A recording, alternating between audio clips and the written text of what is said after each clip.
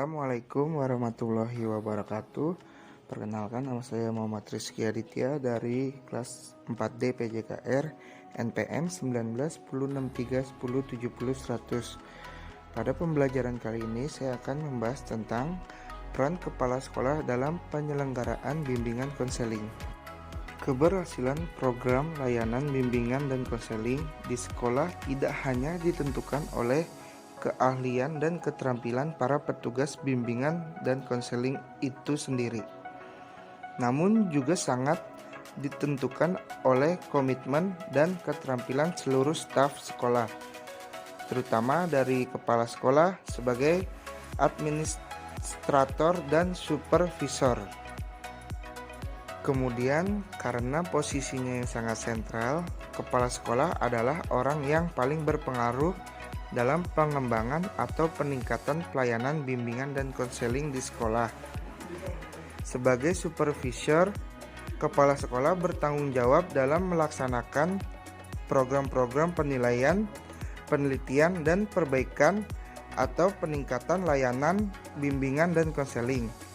Ia membantu mengembangkan kebijakan dan prosedur-prosedur bagi pelaksanaan program bimbingan konseling di sekolah.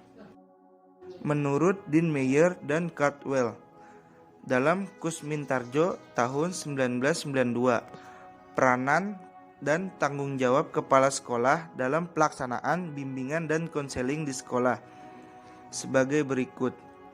Yang pertama, memberikan support administratif, memberikan dorongan dan pimpinan untuk seluruh program bimbingan konseling. Yang kedua, menentukan staf yang memadai bagi segi profesinya maupun jumlah menurut keperluannya. Yang ketiga, ikut serta dalam menetapkan dan menjelaskan peranan anggota-anggota stafnya. Yang keempat, mendelegasikan tanggung jawab kepada guidance specialist atau konselor dalam hal pengembangan program bimbingan konseling. Kemudian, memperkenalkan peranan para konselor kepada guru murid, orang tua murid, dan masyarakat melalui rapat guru, rapat sekolah, rapat orang tua murid, atau dalam buletin-buletin bimbingan konseling. Kemudian, berusaha membentuk dan menjalin hubungan kerja yang kooperatif dan saling membantu antara para konselor, guru, dan pihak lain yang berkepentingan dengan layanan bimbingan konseling. Kemudian, menyediakan fasilitas dan material yang cukup untuk pelaksanaan bimbingan konseling. Kemudian yang terakhir, memberikan dorongan untuk pengembangan lingkungan yang dapat meningkatkan hubungan antara manusia untuk menggalang proses bimbingan konseling yang efektif. Dalam hal ini berarti kepala sekolah hendaknya menyadari bahwa bimbingan konseling terjadi dalam lingkungan secara global, termasuk hubungan antara staf dan suasana. Dapat disimpulkan bahwa tugas kepala sekolah dalam pengembangan program bimbingan konseling di sekolah adalah: yang pertama, staff selection, memilih staf yang mempunyai kepribadian dan pendidikan yang cocok untuk melaksanakan tugasnya. Yang kedua, description of staff roles, menentukan tugas dan peranan dari anggota staf dan membagi tanggung jawab.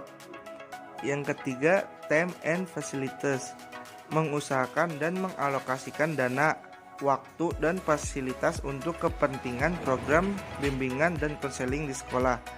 Kemudian yang keempat, interpretation of program, menginterpretasikan program bimbingan konseling kepada murid-murid yang diberi pelayanan, kepada masyarakat yang membantu program bimbingan dan konseling.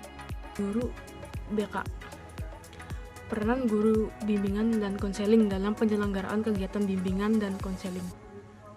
Guru bimbingan dan konseling atau konselor memiliki tugas tanggung jawab, wewenang dalam pelaksanaan pelayanan pembimbingan dan konseling terhadap peserta didik. Tugas guru bimbingan dan konseling atau konselor terkait dengan pengembangan diri, peserta didik yang sesuai dengan kebutuhan, potensi, bakat, minat, dan kepribadian peserta didik di sekolah atau madrasah. Tugas guru BK dan konseling atau konselor yaitu membantu peserta didik dalam yaitu 1.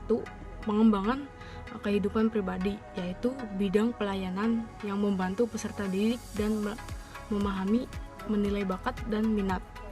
Yang kedua, pengembangan kehidupan sosial, yaitu bidang pelayanan yang membantu peserta didik dalam memahami dan menilai serta mengembangkan kemampuan sosial dan industrial yang harmonis, dinamis, berkeadilan dan bermartabat.